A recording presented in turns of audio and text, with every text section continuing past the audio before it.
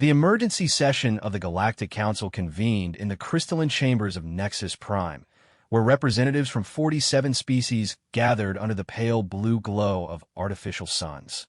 Admiral Zexthor of the Krillian Empire stood at the central podium, his four arms gesturing dramatically as holographic displays showed tactical readouts from the Outer Rim conflicts. Honored Council members, his voice resonated through universal translators. The human problem has escalated beyond our initial projections. Their military capabilities, particularly their long-range elimination specialists, have proven troublesome. Counselor Vexera from the Venari Collective leaned forward, her serpentine form coiling with interest. Define troublesome, Admiral. Our intelligence suggested humans were a primitive species, barely capable of interstellar travel. The hologram shifted, showing grainy footage of a human figure barely visible through thermal imaging. The figure was positioned nearly 3 kilometers from a Krillian forward base, completely motionless for 17 hours. Then, in a split second, the base commander's head simply ceased to exist. "They're snipers," Zexthor continued, his voice tight with barely controlled anger. "Operate with a patience and precision that defies logic. They remain stationary in hostile environments for days, waiting for a single shot. When darkness falls, we assume they would retreat, as most civilized species do. We were catastrophically wrong."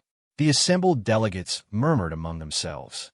The Valoni representative, a crystalline being that communicated through light patterns, flashed concerned colors. Surely conventional counter-sniper tactics would suffice? Admiral Zexthor's expression darkened. "We tried everything. Heat detection, electromagnetic scanning, seismic monitoring. They use something called ghillie suits that make them virtually invisible. Worse, they've learned to mask their heat signatures and even their heartbeats. But the true horror began when we realized they don't fear the dark. They embrace it." The chamber fell silent as the next series of recordings played. Night vision footage showed what appeared to be empty battlefield terrain. Suddenly, muzzle flashes erupted from seemingly empty air, followed by the systematic elimination of an entire Krillian patrol unit. The shots came from impossible angles, suggesting the humans had somehow positioned themselves in places that should have been unreachable. "How many casualties?" asked the Grand Ambassador, his insectoid mandibles clicking nervously. "In the past standard month alone, we've lost 47 commanders, 23 communication specialists, and 91 heavy weapons operators to human snipers. They target our leadership structure with surgical precision." But that's not the worst part. Zexthor paused, letting the weight of his words sink in. "They've begun hunting us." The word hunting sent a collective shudder through the assembly. Civilized warfare had rules, protocols, honorable engagement parameters. The concept of being stalked like prey was antithetical to everything the Galactic Council represented. "Explain," demanded High Chancellor Mordun of the Consortium of Worlds. Zexthor activated another hologram, this one showing a 3-dimensional battlefield map with red markers indicating sniper kills over a 10-day period. The pattern was unmistakable. The humans weren't randomly eliminating targets. They were systematically working their way up the command chain, studying patterns, learning routines, and striking with calculated precision. "They call it target acquisition methodology," Zexthor explained. "First, they eliminate forward observers and communications personnel, blinding us. Then they target supply lines and medical personnel, weakening our infrastructure. Finally, they go after command elements, paralyzing our ability to coordinate responses. It's not just warfare, it's psychological terrorism on a level we've never encountered." Counselor Thale from Meridian Federation stood, her ethereal form shimmering with indignation. "This is barbaric. Surely we can simply overwhelm their positions with superior numbers." The Admiral's bitter laugh echoed through the chamber. "We tried that too. Do you know what happened? They retreated into what they call Overwatch positions and picked us apart as we advanced. They've turned the very concept of numerical superiority into a liability. Every soldier we send becomes another potential target for their invisible killers." The recording shifted again, showing aerial footage of a failed Krillian assault. What should have been a straightforward advance across open terrain became a massacre as invisible human snipers systematically eliminated officers, heavy weapons teams, and anyone attempting to coordinate the attack. The surviving Kryllian forces retreated in complete disarray, leaving behind nearly 60% of their number. But, surely, interjected the Altarian representative, their technology cannot be that advanced. Our sensors should detect them. Zexthor's expression grew grim. That's what we thought. We deployed our most advanced detection arrays, quantum resonance scanners, even psionic tracking specialists from the Mentari Dominion. The humans adapted. They learned to move between our scanning cycles, to mask their quantum signatures, and, somehow, even to shield their thoughts from psionic detection. The chamber erupted in concerned chatter. Several species had encountered humans before in minor trading disputes or territorial disagreements, but none had witnessed this level of tactical adaptation. There's more, Zexthor continued, silencing the assembly. Our intelligence suggests they're not just adapting to our technology, they're studying us. Every engagement provides them with data about our tactics, our equipment, our psychology. They're learning faster than we can counter their methods. High Chancellor Mordun leaned forward. What do you propose, Admiral? Full military embargo of human space. No trade, no communication, no interaction whatsoever. We contain them before they spread their hunting methodology to other species. These humans represent an existential threat to civilized warfare itself. But even as the vote was called and overwhelmingly approved, none of the council members noticed the small maintenance drone quietly hovering near the chamber's ventilation system. Its sensors recorded every word, every tactical detail, every strategic weakness inadvertently revealed during the session. The drone's data would soon find its way to a small, unremarkable human vessel stationed 3 light-years away, where Sergeant Marcus Chun of Earth's Deep Space Reconnaissance Division would smile grimly as he compiled the intelligence report. The Galactic Council had just revealed exactly how to defeat them, and they didn't even know it. The real hunt was about to begin. Captain Elena Vasquez moved through the asteroid field with the silence of a predator, her modified reconnaissance ship running on minimal power to avoid detection. Behind her, 12 of Earth's most elite snipers prepared their equipment in a cramped cargo bay, each one a ghost in their own right. Intel package is confirmed, whispered technical specialist Rodriguez, his fingers dancing across holographic displays. The Council's embargo just went into effect. They've also moved Admiral Zexthor to the Kryllian fortress world of Kethmoran. Maximum security, supposedly impregnable. Staff Sergeant Liu checked her rifle for the dozenth time, the massive weapon designed to punch through starship hulls if necessary. Supposedly being the keyword. Remember, they thought their forward bases were secure too. The mission briefing had been simple. Demonstrate to the Galactic Council that humanity's reach extended far beyond their understanding. The Council believed distance and fortifications could protect them. They were about to learn otherwise. Captain, Rodriguez continued, I'm picking up something interesting from their communications. They're implementing new security protocols based on their analysis of our previous operations. Rotating guard schedules, random patrol patterns, even psychological evaluation of personnel to identify potential vulnerabilities. Master Sergeant Kim laughed quietly. They're learning. Good. Makes it more interesting. Elena studied the tactical display, showing Kethmoran's defensive grid. 17 orbital platforms, each one capable of sterilizing a continent. Energy shields protecting the main fortress. Automated defense turrets every 50 meters. It was designed to repel a full-scale invasion. They're thinking like generals, observed Corporal Hayes, the team's youngest member but already a legend after the Proxima incident. Big picture, massive force deployment. They don't understand that we're not an army. We're individuals. The ship's sensors picked up a Kryllian patrol squadron conducting sweeps of the outer asteroid belt.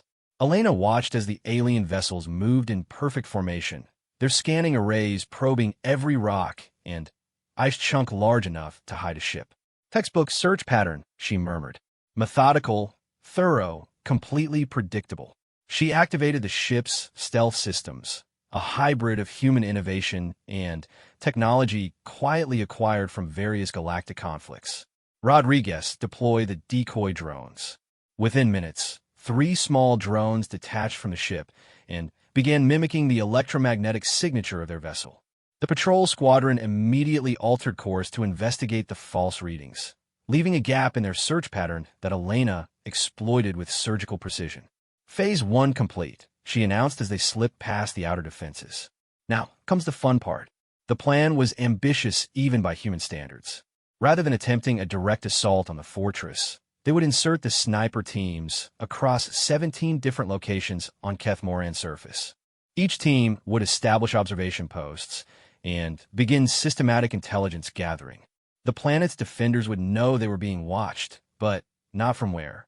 Lu's team deployed first, using a modified drop pod that burst apart in the upper atmosphere, scattering its contents like meteorite debris. She landed in a dense forest 300 kilometers from the main fortress, immediately beginning construction of a spider hole so perfectly camouflaged that she could remain undetected for months if necessary. Kim's insertion point was even more audacious. The roof of a civilian manufacturing complex only 50 kilometers from the fortress. The Krelians would never expect a human sniper to hide among their own population.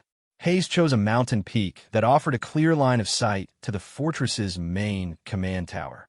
The climb took him 18 hours through sub-zero temperatures and razor-sharp winds, but the position was perfect.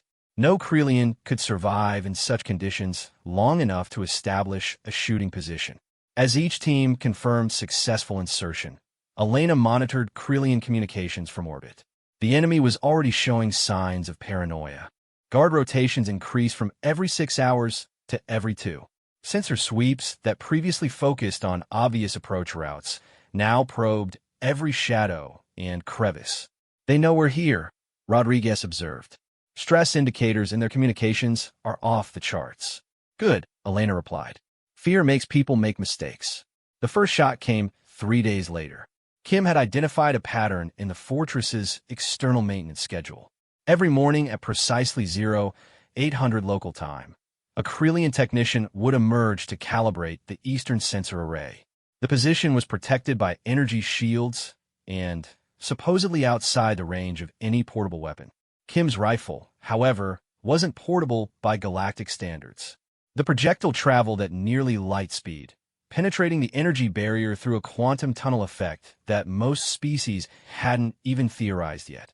The technician simply ceased to exist in a spectacular display of molecular disruption. The fortress went into immediate lockdown. Patrols doubled, then tripled. Automated defenses began firing at shadows. But the damage was psychological as much as physical. If their most protected personnel weren't safe, who was? Lu's contribution came next. She had spent 4 days tracking the movement patterns of supply convoys between the fortress and the surrounding cities. When she finally fired, it wasn't at a person, it was at the gyroscopic stabilizer of a massive cargo hauler carrying food supplies for the fortress. The vehicle crashed spectacularly, blocking the main supply route and forcing the Krelians to rely on aerial resupply. Hayes took a different approach entirely. Rather than eliminating targets, he began leaving evidence of his presence. Spent shell casings placed where patrols would find them. Carefully arranged stones, forming arrow patterns pointing toward the fortress. Even simple drawings scratched into rocks, clearly human in origin. The psychological effect was devastating. Every Krelian on the planet knew they were being hunted, but the hunters remained invisible. Sleep cycles were disrupted. Efficiency plummeted. Several officers requested immediate transfer to other postings. Admiral Zex Thor himself appeared via hologram to address the fortress garrison. "These humans think they can terrorize us with their primitive hunting tactics," he declared. "We are a civilized military force with 3,000 years of tactical doctrine. We will not be intimidated by invisible cowards." The speech was interrupted when a sniper's bullet struck the main communications array exactly 17 seconds after Zexthor finished speaking. The timing was no coincidence. Hayes had been listening to every word, waiting for the perfect moment to make a point. Elena watched the chaos unfold from orbit, her ship still undetected among the system's gas giant rings. The Krelians were deploying counter-sniper teams, electronic warfare specialists, even orbital bombardment platforms to sterilize potential hiding spots. "They're throwing everything they have at 12 people," she observed. "And we haven't even started the real operation yet." Rodriguez pulled up the tactical display, showing human positions. Each sniper team was exactly where they needed to be, perfectly positioned for the next phase. Phase 2 ready for implementation, Captain. Elena smiled. The Galactic Council thought they understood human snipers. They believed distance, technology, and overwhelming force could neutralize the threat. They were about to discover that humans didn't just hunt individuals. They hunted entire civilizations. Begin Phase 2, she ordered. Show them what it means to be prey. Across Kethmoran's surface, 12 invisible hunters began systematically dismantling everything the Galactic Council thought they knew about warfare. The first rule of psychological warfare is that fear spreads faster than information. Admiral Zexthor discovered this truth as he watched his fortress world transform from an impregnable stronghold into a prison of paranoia. His tactical officers jumped at shadows, his communications specialists requested constant armed escorts, and his maintenance crews refused to work anywhere within sight of the exterior walls. The humans had been on Kethmoran for 2 weeks, and they hadn't fired a single shot in the last 5 days. Somehow, this made everything worse. Report, Zexthor demanded as a senior staff gathered in the fortress's central command chamber, the only room considered completely secure from sniper fire. Commander Veltar, his second-in-command, consulted a holographic display that showed the current status of all personnel. Sir, we've lost operational efficiency by 63%. Guard rotations are breaking down due to exhaustion. 3 officers have requested psychiatric evaluation, and we've had 17 cases of what the medical staff calls acute paranoid anxiety disorder. And the humans? No confirmed positions, sir.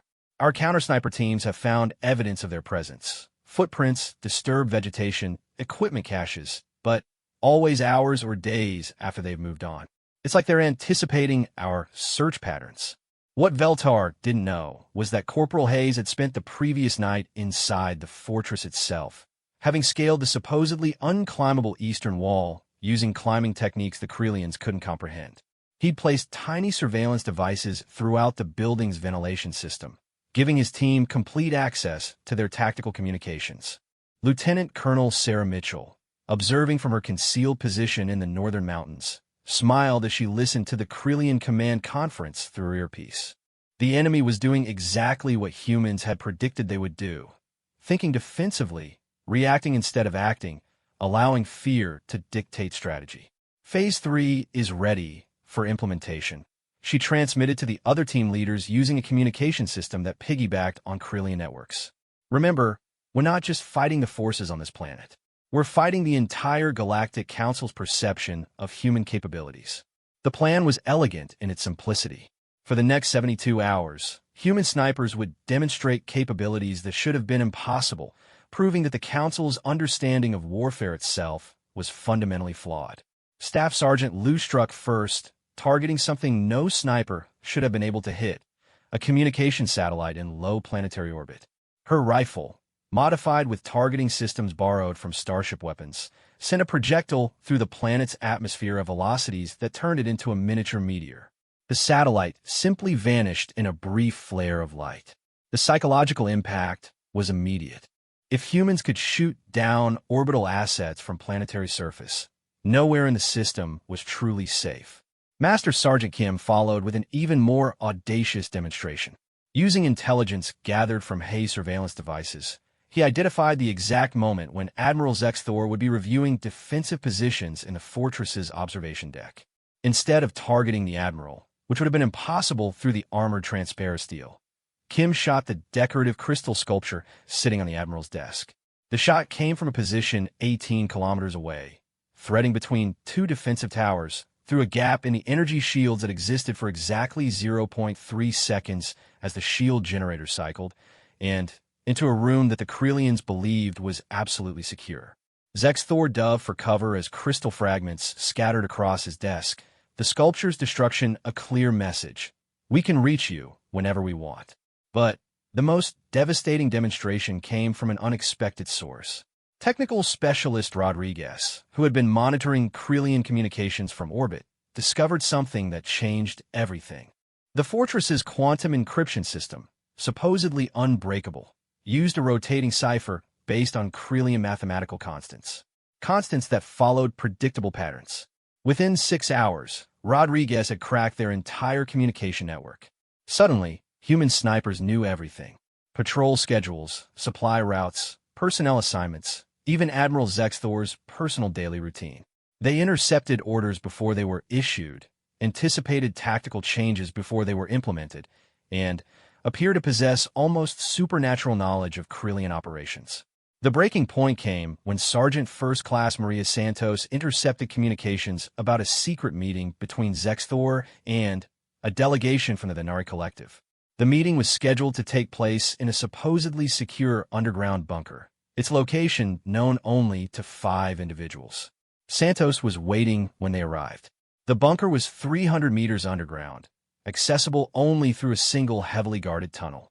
The entrance was monitored by automated defense systems, energy barriers, and a full company of elite Krillian guards. By every measure of conventional warfare, it should have been impossible for anyone to threaten the occupants. Santos had been inside for 6 hours.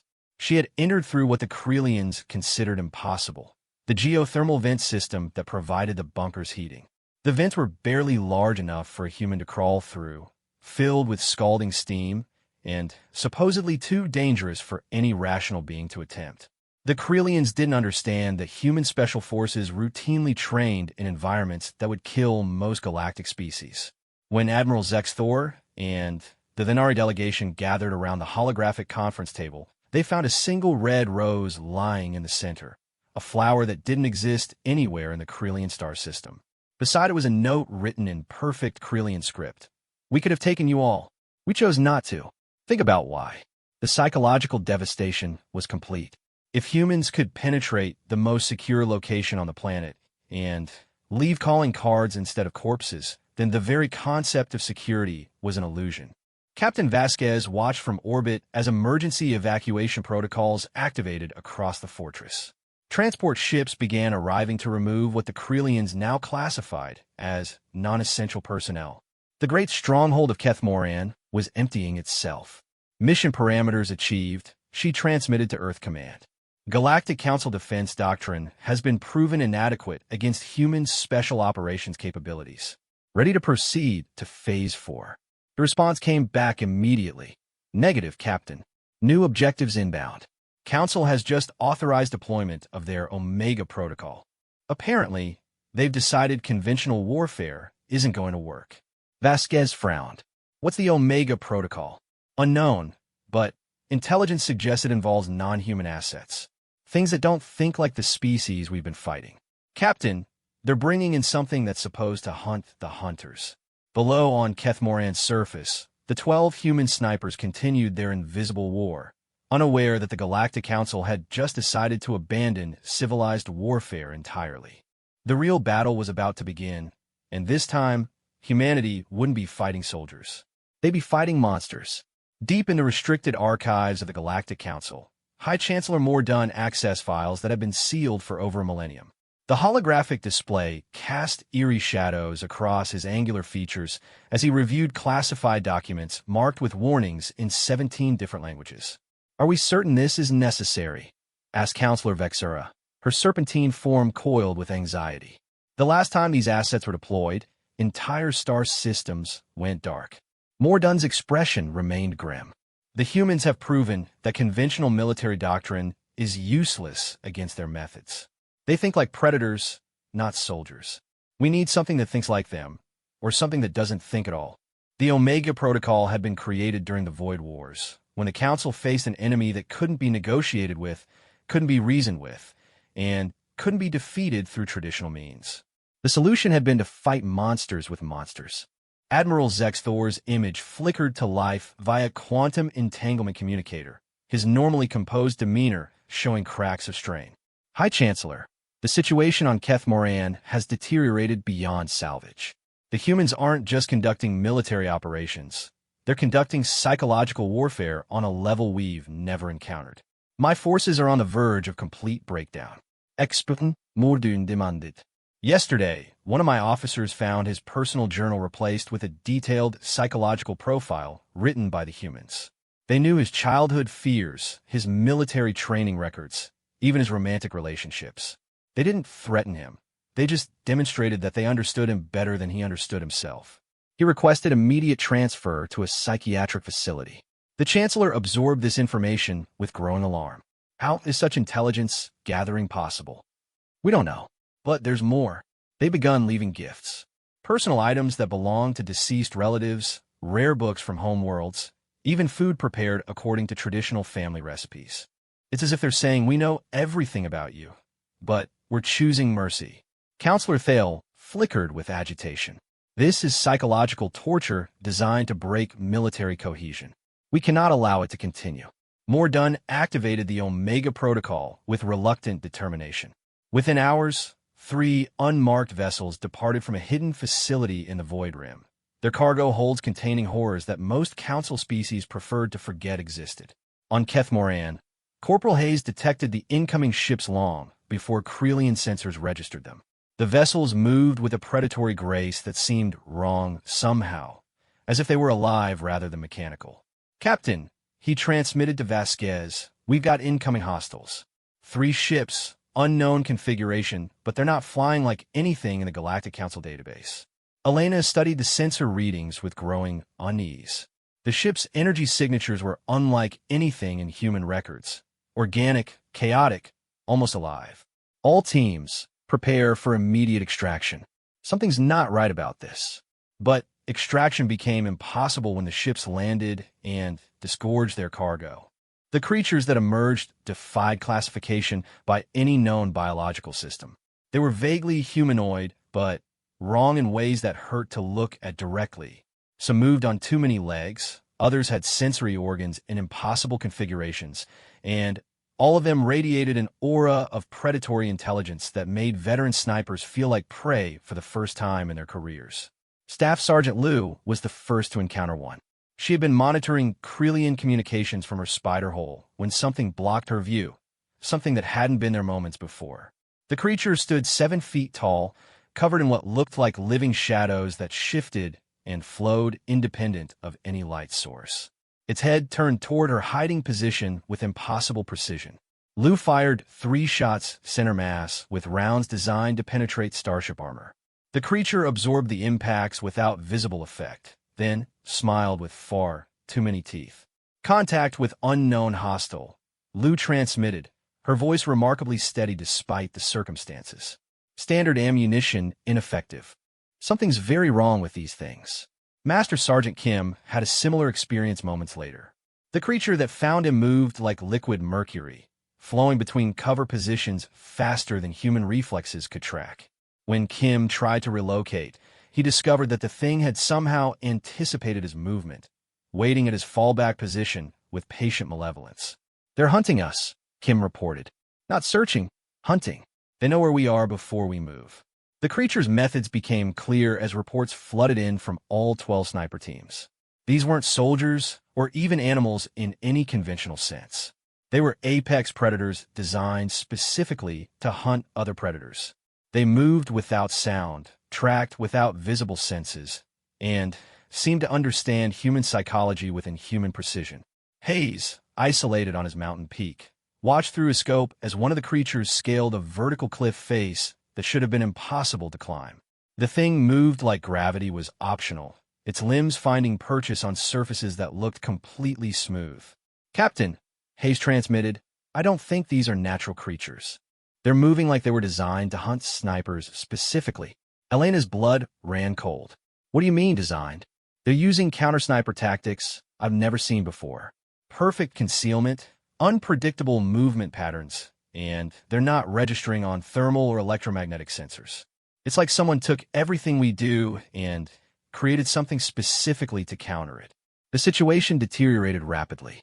Traditional human advantages, patience, concealment, precision, became liabilities against creatures that seemed to exist outside normal sensory parameters. The hunters had become the hunted, but these weren't ordinary predators. Rodriguez detected the truth through his analysis of Galactic Council communications. Captain, you need to see this. I intercepted some classified transmissions about something called the Omega Protocol. These creatures aren't just alien, they're weapons. Biological weapons designed during something called the Void Wars. Elena felt pieces of a terrible puzzle clicking together. Weapons designed to do what? To hunt things that can't be hunted by conventional means. According to these files, they were created to eliminate targets that were too dangerous, too elusive, or too psychologically destructive for normal military operations. The full horror of the situation became apparent. The Galactic Council hadn't just escalated the conflict. They'd abandoned every principle of civilized warfare. They were using weapons designed to eliminate threats that couldn't be contained through normal means. But the Council had made a critical error. They assumed that because these creatures could hunt human snipers, they could defeat them. They forgot that humans didn't just adapt to new threats. They turned those threats into advantages. Sergeant Santos, cornered in her urban hide site by two of the creatures, made a discovery that changed everything. As one of the things approached her position, she noticed something the Council's designers hadn't anticipated. The creatures cast shadows that didn't match their physical forms. All teams, she transmitted, these things are partially phased into some kind of alternate dimension. That's how they're moving through solid matter and avoiding our sensors. But it also means they're vulnerable to dimensional displacement. Elena smiled grimly as she received the transmission. The Galactic Council had just introduced a variable they couldn't control. These creatures were dangerous, but they were also a technology that humanity could steal, study, and improve upon. All teams, new mission parameters. We're not extracting, we're adapting. If the Council wants to escalate beyond civilized warfare, we'll show them what that really means. The hunt was about to become something entirely different, and the Galactic Council was about to learn why humanity had survived every extinction event their home world had thrown at them. They were about to discover that humans didn't just hunt individuals or armies. They hunted entire food chains. The transformation began with a single observation that would reshape the galactic balance of power. Technical specialist Rodriguez, monitoring quantum fluctuations from orbit, detected something extraordinary in the energy signatures of the Omega creatures. They weren't just phasing through dimensions, they were creating temporary rifts in space-time itself. Captain, Rodriguez transmitted excitedly, these things aren't just biological weapons. They're living keys to dimensional manipulation technology. If we can understand how they work, Elena Vasquez finished the thought with predatory satisfaction. We can turn their own weapons against them. All teams' new objective. We're not evading these creatures. We're studying them. On Keth Moran's surface, 12 human snipers began the most dangerous research project in military history. Instead of fleeing from the Omega creatures, they began hunting them with scientific precision. Staff Sergeant Liu was the first to score a breakthrough. Cornered her spider hole by one of the creatures, she noticed that its phasing ability created microscopic distortions in the local gravitational field. Using equipment borrowed from her rifle's targeting computer, she mapped the distortion pattern and discovered something remarkable. The creature's phasing followed predictable mathematical sequences. It's not magic, she reported while carefully maintaining distance from the stalking predator. It's technology, probably biotechnological. And if it's technology, it can be countered. Master Sergeant Kim made the next critical observation. The creature hunting him displayed what appeared to be omniscient awareness of his position, but Kim noticed subtle delays in its reactions. The thing wasn't reading his mind. It was somehow accessing quantum probability matrices to predict his most likely actions. These things are cheating, Kim transmitted with professional admiration. They're not actually psychic. They're calculating probability cascades faster than we can think. But calculations can be fooled if you understand the algorithms.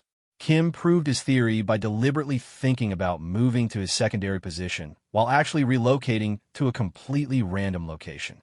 The creature moved to intercept him at the secondary position, arriving to find empty air.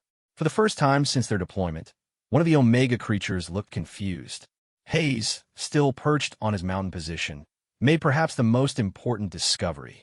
Using his rifle's advanced targeting systems, he detected that the creature's dimensional phasing created tiny electromagnetic pulses that followed specific frequency patterns. More importantly, those patterns could be disrupted. "I've got something," Hayes announced as he modified his rifle's electromagnetic shielding to generate interference frequencies. When the creature hunting him attempted to phase through a rock outcropping, it materialized partially embedded in solid stone. The thing's shriek of pain could be heard across 3 kilometers. But the real breakthrough came from Sergeant Santos, who had been systematically cataloging the creature's behavior patterns. She realized that the Omega weapons weren't just hunting tools. They were designed to learn and adapt. Each encounter made them more effective against specific prey types.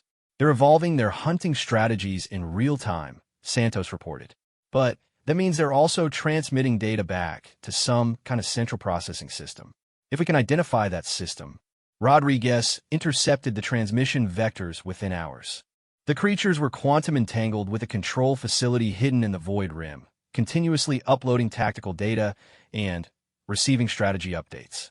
More importantly, the communication link worked both ways.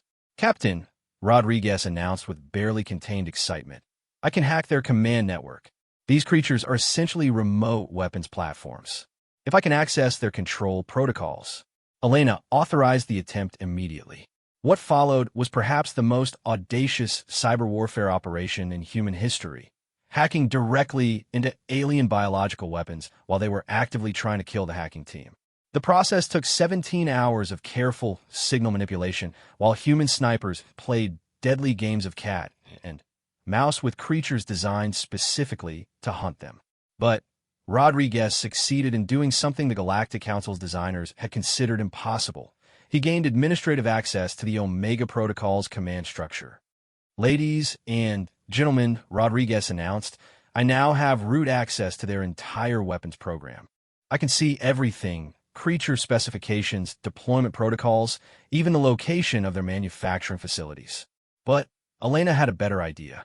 "Don't just steal their data, Rodriguez. Upload our own. If these things can learn and adapt, let's teach them something new." What followed was psychological warfare on a scale that redefined the concept. Instead of shutting down the Omega creatures, Rodriguez began feeding them modified behavioral programming.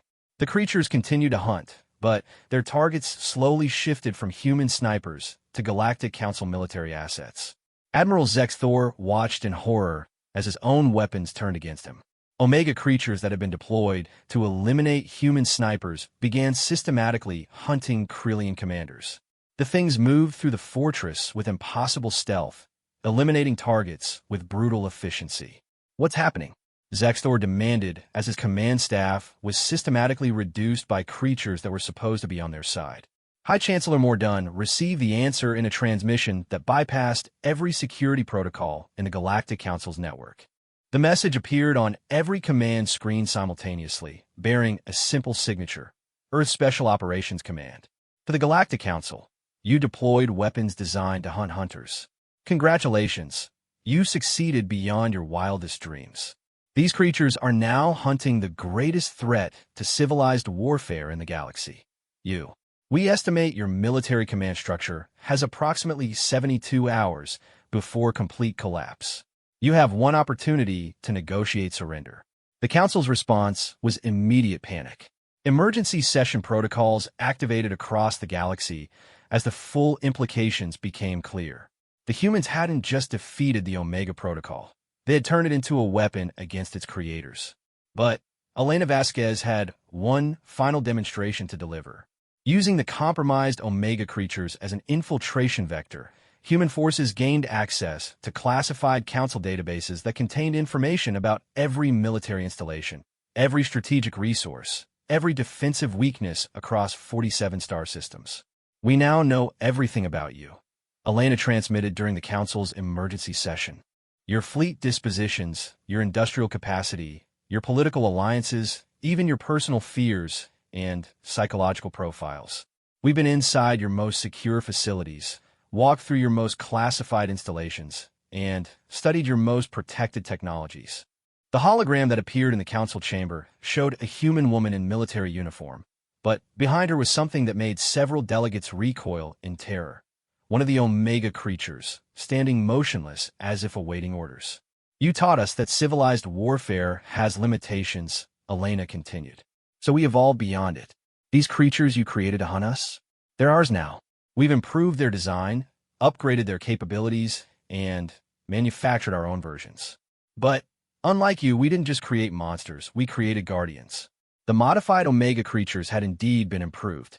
Where the originals were designed to kill, the human versions were programmed to protect.